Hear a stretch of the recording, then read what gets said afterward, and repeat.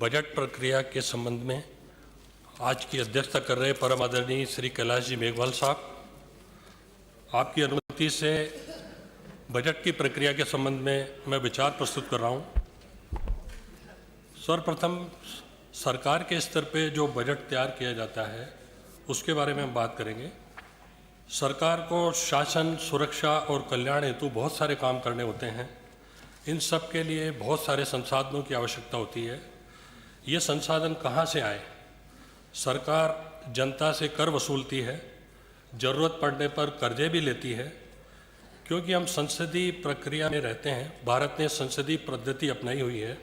सरकार के लिए ये जरूरी है कि कोई भी कर लगाने या कोई भी खर्चा करने से पहले उसे विधानसभा की मंजूरी लेनी आवश्यक होती है। इस मंजूरी के लिए हर वर्ष सरकार बजट यानी पूरे साल की आमदनी और खर्चे का लेखा जोखा विधानसभा में प्रस्तुत करती है। सामान्य बजट आमतौर से फरवरी के अंतिम सप्ताह में प्रस्तुत किया जाता है। चूँकि अप्रैल वित्तीय वर्ष प्रारंभ होता है अप्रैल से, इसलिए बजट 31 मार्च से पहले सदन द्वारा पारित कर दिया जाना चाहिए। बजट में इस आशय के प्रावधान होते हैं मोटे मोटे तौर पर, आने वाले साल में सरकार किस मद पर कितना धन खर्च किया जाना है, उसमें कितना धन किस तरीके से जुटाया जाएगा, बजट के आगामी वर्ष के लिए अनुदान दिए जाते हैं। सरकार को अपनी वित्तीय और आर्थिक नीतियों और कार्यक्रमों की व्याख्या करने का सदन में अवसर मिलता है। वहीं विपक्ष को सरकारी नीतियों और कार्यक्रमों की आलोचना करने का अवसर मिलता है। बजट पास करने के लिए प्रक्रिया 2 प्रक्रमों में होती है। अब हम बजट में मोटे मोटे तौर से बजट को 4 भागों में बांटा जाता है: राजस्व आय, राजस्व व्यय, पूंजीगत आय, पूंजीगत व्यय। अब बजट में जो चार्ज अमाउंट होता है, चार्ज राशि दर्शाई जाती है, उस पर सदन में वोट नहीं किया जाता। ये चार्ज राशि राज्यपाल महोदय की परिलब्धियां, भत्ते और उसके पद से संबंधित अन्य व्यय, विधानसभा के माननीय अध्यक्ष, उपाध्यक्ष के वेतन एवं भत्ते, न्यायाधीश महोदय, न्यायाधिकरण आदि से संबंधित जो खर्चे होते हैं, इस पर सदन में वोट नहीं किया जाता। हालांकि वाद विवाद सीमित स्तर पर किया जा सकता है। दूसरा होता है वोटेड दत्तमत। दत्तमत राशि पर राज्य की संचित निधि से जो व्यय किए जाते हैं, उस पर विधानसभा में वोटिंग किया जा सकता है। भारत के संविधान के अनुच्छेद 202 के अंतर्गत राज्यपाल महोदय को ये अधिकार दिए गए हैं कि वो वित्त मंत्री द्वारा सदन में बजट के उपस्थापन की तिथि नियत करें। प्रक्रिया नियम 138 के अनुसरण में राज्यपाल महोदय एक आज्ञा जारी करते हैं, जिसमें इस आशय का उल्लेख होता है कि वित्त मंत्री विधानसभा में इस तिथि को बजट का उपस्थापन करेंगे। राज्यपाल महोदय द्वारा जारी की गई आज्ञा संसदीय कार्य विभाग के माध्यम से विधानसभा सचिवालय को प्राप्त होती है और विधानसभा सचिवालय कार्य सलाहकार समिति की बैठक में माननीय राज्यपाल महोदय की आज्ञा को प्रस्तुत करते हैं। बीएससी समिति इसकी सिफारिश करती है। हालांकि बीएससी की सिफारिश के लिए जरूरी नहीं होती, क्योंकि राज्यपाल महोदय की तिथि का नियतन किया जाना ही अपने आप में पर्याप्त है, संविधान प्रदत्त अधिकार है। लेकिन चूंकि कार्य सलाहकार समिति सदन के कार्य का नियतन करती है, इसलिए कार्य सलाहकार समिति में राज्यपाल महोदय की आज्ञा को रखा जाना आवश्यक होता है। कार्य सलाहकार समिति की बैठक जैसे बजट उपस्थापन हो जाता है, बजट उपस्थापन में कई बार त्रुटियां रह जाती हैं। बजट उपस्थापन के बाद तुरंत वित्त विधेयक का पुनर्स्थापन होना आवश्यक है। वित्त विधेयक का उपस्थापन नहीं होने पर कर संग्रहण वाले जो प्रावधान किए होते हैं वो लागू नहीं हो पाते हैं। 28 फरवरी 1970 को लोकसभा में बजट अभिभाषण हो गया था, लेकिन व्यवधान होने के कारण वित्त विधेयक 1970 सदन में पुनर्स्थापित नहीं किया जा सका। लोकसभा अध्यक्ष महोदय द्वारा 2 मार्च 1970 के लिए स्थगित कर दी गई। अध्यक्ष महोदय अपने चैम्बर में चले गए। उसके पश्चात कई सदस्यों द्वारा माननीय सदस्यों ने ये ध्यान आकर्षित किया माननीय अध्यक्ष महोदय का कि सर, आपने लोकसभा तो स्थगित कर दी, लेकिन वित्त विधेयक जो पुनर्स्थापित होना चाहिए था वो वित्त विधेयक पुनर्स्थापित नहीं हो पाया। इस कारण से कर संग्रहण अधिनियम 1931 के अधीन जो रात्रि को कर वसूल किए जाने थे वो कर वसूल नहीं कर पाएंगे। तो माननीय अध्यक्ष ने आपात बैठक लोकसभा की बुलाई और उसके लिए सभी माननीय सदस्यों को सूचना दूरभाष पर, बुलेटिन के द्वारा, आकाशवाणी के द्वारा जारी की गई और रात को 10 बजे लोकसभा की आपात बैठक हुई। उसमें वित्त विधेयक 1970 पुरस्स्थापित किया गया। उसके बाद लोकसभा फिर 2 मार्च 1970 के लिए स्थगित की गई। बजट उपस्थापन के जैसे ही होता है उसके 1 घंटे बाद कार्य सलाहकार की समिति की बैठक माननीय अध्यक्ष महोदय की अनुज्ञा से माननीय अध्यक्ष के व्यस्त पे रखी जाती है और बजट पर चर्चा के लिए कार्य सलाहकार समिति दिन नियत करती है।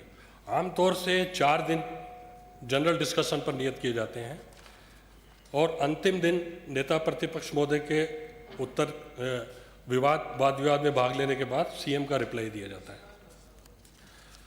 लेकिन इससे पूर्व लेखानुदान की भी अपन एक बात कर लें। प्रक्रिया नियम 150 के अंतर्गत जब सरकार को ये लगता है कि आगामी वित्तीय वर्ष बजट सत्र में इतना समय नहीं है कि वो बजट को पूरा पारित किया जा सके, उस स्थिति में सरकार लेखानुदान लेकर आती है। जैसा आप सब ने देखा होगा 13 फरवरी 19 को प्रथम सत्र में नवनिर्वाचित विधानसभा का पहला सत्र था। इसमें माननीय मुख्यमंत्री महोदय, वित्त मंत्री भी हैं, इन्होंने सदन में बजट प्रस्तुत करा और बजट के बाद में लेखानुदान संबंधी विवरण प्रस्तुत करा। आमतौर से लेखानुदान 2 महीने से 4 महीने तक का लिया जाता है। लेखानुदान संबंधी विवरण से संबंधित विनियोग विधेयक भी रखा जाता है प्रस्ताव के रखने के बाद, और विनियोग विधेयक पारित होने के बाद लेखानुदान की कार्रवाई पूर्ण हो जाती है। प्रथम, द्वितीय और प्रथम राजस्थान विधानसभा, लोकसभा में भी 2 उदाहरण हुए। एक lame duck session, technical term है सर। लैम डक सेशन वो होता है जिसमें पंगु हंस सत्र बोलते हैं इसको। प्रथम लोकसभा, द्वितीय लोकसभा में चुनाव प्रक्रिया पूर्ण हो गई थी, लेकिन चुनाव के रिजल्ट डिक्लेयर नहीं हो पाए थे और लेखानुदान लिया जाना था। नवनिर्वाचित विधानसभा सदस्यों ने शपथ ग्रहण नहीं की थी। उस स्थिति में बजट पारित कौन करवाए, ये बड़ा सवाल आ गया था। तो उस स्थिति में प्रथम लोकसभा और द्वितीय लोकसभा में लैम डक सेशन बुलाया गया, जिसमें पहली विधानसभा सदस्य जो सदस्य नहीं रहे थे उन सदस्यों का सत्र आहूत करके और बजट रखा गया और फिर उससे लेखानुदान लिया गया 2-4 महीने का। लोकसभा सचिवालय द्वारा प्रकाशित glossary of parliamentary legal and administrative terms lame duck session का अर्थ पंगु हंस सत्र दिया गया है। लैम डक सेशन से तात्पर्य विधानमंडल के उस सत्र से है जबकि उसकी अवधि पूर्ण होने पर नए विधानमंडल हेतु चुनाव प्रक्रिया पूर्ण होकर परिणाम घोषित हो गए हों, लेकिन नवनिर्वाचित विधानमंडल का गठन नहीं हुआ हो, जिसके कारण नवनिर्वाचित सदस्यों ने संविधान की 3 अनुसूची के तहत शपथ ग्रहण नहीं की हो। ऐसी परिस्थिति में आगामी वित्तीय वर्ष के लिए लेखानुदान पारित किए जाने हेतु पिछली विधानसभा का सत्र आहूत किया जाता है और इस सत्र आहूत किया जाकर उन सदस्यों द्वारा बजट संबंधी प्रक्रिया जो मैंडेटरी होती है 30 मार्च से पहले पारित होनी होती है, वो पारित किया गया। प्रथम लोकसभा का यह सत्र 18 मार्च 1957 से 28 अप्रैल 57 तक चला। दूसरी लोकसभा का 16वां सत्र 12/3/62 से 30 मार्च 62 तक चला। इसी प्रकार प्रथम राजस्थान विधानसभा में भी ऐसा एक सत्र हुआ था, 12वां सत्र था, जो 18 से 21 मार्च तक चला और 21 मार्च को वोट ऑन अकाउंट, बजट रख के वोट ऑन अकाउंट लिया गया। तो बजट पर लेखानुदान के बाद ये प्रथम जो बहस होती है विधानसभा में, कार्य सलाहकार समिति द्वारा 4 दिन जनरल डिस्कशन के लिए नियत किए जाते हैं। 4 दिन सभी सदस्य बजट की नीतियों, कार्यक्रमों के संबंध में भाग लेते हैं। उसके बाद प्रथम अवस्था बजट की पूर्ण हो जाती है। प्रथम अवस्था की महत्वपूर्ण कार्य होता है, इस पर वोट नहीं हो सकता उसका, इस पर केवल डिबेट तो हो सकती है लेकिन इस पर वोट नहीं कर सकते, वोट की मांग नहीं की जा सकती। अब सेकेंड स्टेज आती है अनुदान की मांगों के संबंध में चर्चा। कार्य सलाहकार समिति अनुदान की मांगों पर सदन में चर्चा नियत करती है। राजस्थान में 51 डिमांड्स हैं विभागों की कुल, लेकिन सारी विभागों की डिमांड सदन में डिस्कस नहीं हो सकती, इसलिए कार्य सलाहकार समिति 7 से 9 दिन सदन में विचार विमर्श किए जाने हेतु विभिन्न विभागों की मांगों के लिए, अनुदान की मांगों के लिए सदन में दिन नियत करते हैं और कौन सी डिमांड तय की जाएगी इसका नियतन करते हैं। कार्य सलाहकार समिति की सिफारिश पर अनुदान की मांगे पर विचार होता है। प्रथम दिन माननीय अध्यक्ष द्वारा सदन में एक व्यवस्था दी जाती है। रूल 145 के तहत माननीय सदस्यों को यह अधिकार है कि वे अनुदान की मांगों पर 2 दिन पहले 5 कटौती प्रस्ताव प्रस्तुत कर सकते हैं वाद विवाद में भाग लेने के लिए। कटौती प्रस्ताव 3 प्रकार के होते हैं। एक तो नीतिगत, मितव्ययिता और सांकेतिक कटौती। आमतौर से सदस्यों द्वारा सांकेतिक कटौती प्रस्ताव प्रस्तुत किए जाते हैं, जिसके तहत माननीय सदस्यों को वाद विवाद में बोलने का अवसर प्राप्त होता है। 1988 आठवीं विधानसभा के 8वें सत्र से पहले तो ये बाध्यता थी कि जो सदस्य कटौती प्रस्ताव प्रस्तुत करते थे, केवल उन्हीं सदस्यों को वाद विवाद में भाग लेने का अवसर प्रदान किया जाता था माननीय अध्यक्ष के द्वारा। 1988 के बाद ये व्यवस्था बदली गई, सर्वदलीय बैठक में लिए गए निर्णय के बाद में, कि इसमें ऐसे सदस्य रह जाते हैं जो कटौती प्रस्ताव प्रस्तुत नहीं कर पाते हैं, उनको भी वाद विवाद में भाग लेने का अवसर दिया जाना चाहिए। इस परिस्थिति को दृष्टिगत रखते हुए सचेतक महोदय रूलिंग पार्टी से और विपक्षी पार्टी से दोनों सचेतक महोदय माननीय अध्यक्ष महोदय को अनुदान की मांग पर बोलने वाले सदस्यों की सूची पेश करते हैं, नामों की, जो सदस्य वाद विवाद में भाग लेना चाहते हैं। उसके अनुसार माननीय अध्यक्ष महोदय सदस्यों को बोलने का अवसर देते हैं। आमतौर से डिमांड पर बोलने के लिए विपक्ष को प्रथम अवसर दिया जाता है और लास्ट में विपक्ष की ओर से ही सदस्य बोलते हैं। उसका उत्तर संबंधित मंत्री अनुदान की मांग के पारित होने से पूर्व उत्तर देते हैं। उत्तर देने के बाद में अनुदान की मांग मतदान द्वारा पारित की जाती है। इसी प्रकार 8 दिन जब सारी मांगों पर चर्चा होती है, तो अंतिम दिन 8वें दिन जो अनुदान की मांग चर्चा में होती है, उस अनुदान की मांग के पारित होने के बाद माननीय अध्यक्ष द्वारा मुखबंद का प्रयोग किया जाता है। मुखबंद का प्रयोग किया जाकर शेष रही सारी अनुदान की मांगें सदन में मतदान हेतु प्रस्तुत की जाती है और मतदान होने के बाद में, मतदान पूर्ण होने के बाद में विनियोग विधेयक का पुनर्स्थापन उसी समय किया जाता है। इसके बाद ये सेकंड स्टेज बजट की पूरी हो जाती है, जिसमें सदस्यों को कटौती प्रस्ताव के माध्यम से बोलने का अवसर रहता है। थर्ड स्टेज आती है वित्त विधेयक और विनियोग विधेयक पर विचार करने की। कार्य सलाहकार समिति द्वारा इन पर विचार के लिए 1 या 2 दिन का आवंटन किया जाता है। सर्वप्रथम वित्त विधेयक पर सदन में विचार किया जाता है। वित्त विधेयक पर माननीय सदस्य संशोधन दे सकते हैं और ये संशोधन 1 दिन पहले 1 बजे तक देने होते हैं विचार होने से।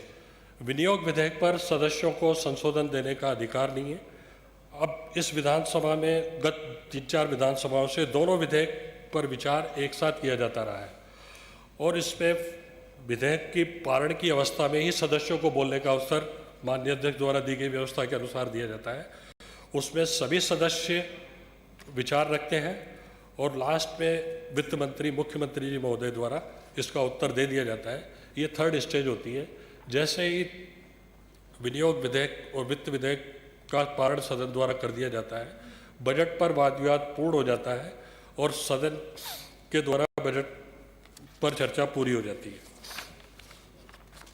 हम नवनिर्वाचित माननीय सदस्यों को ये उत्सुकता रहती है कि हम बोलने के लिए मैटर कहाँ से कलेक्ट करें।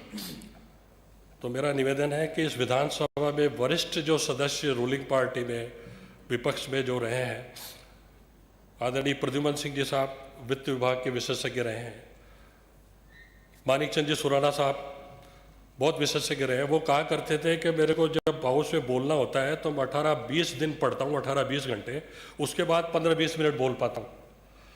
इसके लिए राज्य सरकार द्वारा जो एनुअल रिपोर्ट्स, प्रगति प्रतिवेदन, प्रशासनिक प्रतिवेदन माननीय सदस्यों को दिए जाते हैं, उनका अध्ययन नियमित रूप से करना चाहिए।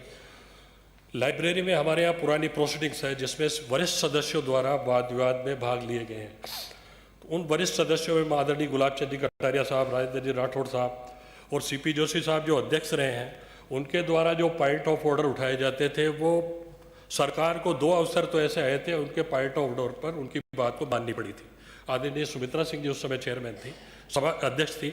उस समय 2 एक ऐसे पॉइंट ऑफ ऑर्डर थे, ऑर्डिनेंस से रिलेटेड थे, लेकिन गवर्नमेंट को माननी पड़ी थी वो बात। तो उनकी प्रोसीडिंग्स अपन पढ़े। पुराने विधेयकों के बारे में हमको बोलना है तो पुरानी 1ली से 5वीं 6ठी विधानसभा, 1ली से 4थी विधानसभा की प्रोसीडिंग्स पढ़ना चाहिए। विधेयकों के बारे में जो सारगर्भित चर्चा उस समय होती थी, वैसी चर्चा अब बहुत कम हो पाती है। बजट के बारे में पिछले 10-15 साल में जो हमारे वरिष्ठ सदस्य हैं उनकी प्रोसीडिंग निश्चित रूप से पढ़ना चाहिए और प्रशासनिक और वार्षिक रिपोर्ट भी निश्चित रूप से पढ़ना चाहिए। भैरव सिंह जी साहब तो दो ही बात कहते थे सदस्यों से, एक तो साहब हाउस में आप ज़्यादा से ज़्यादा बैठे तो सीख पाएंगे, सुबह से शाम तक सिटिंग जितना देंगे उतना सीख पाएंगे। दूसरा, आपको बोलने के लिए होमवर्क करना पड़ेगा, रोज़ाना आप घर पे जितना होमवर्क करेंगे उतनी एफिशिएंसी से आप हाउस पे बात रख पाएंगे। अभी माननीय लोकसभा अध्यक्ष जी ने बजट पर चर्चा करने के लिए दूसरा ऑप्शन सुझाया था स्टैंडिंग कमेटीज़ का। स्टैंडिंग कमेटीज में बजट भाषण होता है, बजट भाषण के बाद बजट पर चर्चा नहीं होती, जैसे 4 दिन अपने यहाँ चर्चा होती है वो चर्चा नहीं होती। उसके बाद 10-15 स्टैंडिंग कमेटियों में बजट का वितरण कर दिया जाता है और बजट कमेटियाँ 2-3 महीने में अपनी रिपोर्ट पेश करती है। उस रिपोर्ट को पेश होने के साथ ही बजट पर चर्चा हो जाती है। तो ये नई प्रक्रिया माननीय अध्यक्ष महोदय ने अभी रूल्स कमेटी के विचाराधीन रखी है और आदरणीय कैलाश जी मेघवाल साहब की अध्यक्षता में सब कमेटी का गठन हुआ है, तो उसमें ये विषय विचारार्थ रखा गया है। आने वाले समय में स्टैंडिंग कमेटी में रूल्स कमेटी क्या रिपोर्ट देती है उसके आधार पर चर्चा होगी। धन्यवाद सर। धन्यवाद श्री प्रकाश चंद्र सैनी, सहायक सचिव सदन। और अगले वार्ताकार के रूप में हमारे बीच हैं श्री आर.पी. केडिया, पूर्व विशेषाधिकारी। श्री आर.पी. केडिया साहब ने राजस्थान सरकार में विधि विभाग में लंबे समय तक अधिकारी के रूप में सेवाएं दी है। संसदीय प्रक्रियाओं का अनुभव रखने वाले केडिया जी को संसदीय कार्य विभाग में कार्य करने का 2 दशक से अधिक का अनुभव रहा है। श्री आर.पी. केडिया। सम्माननीय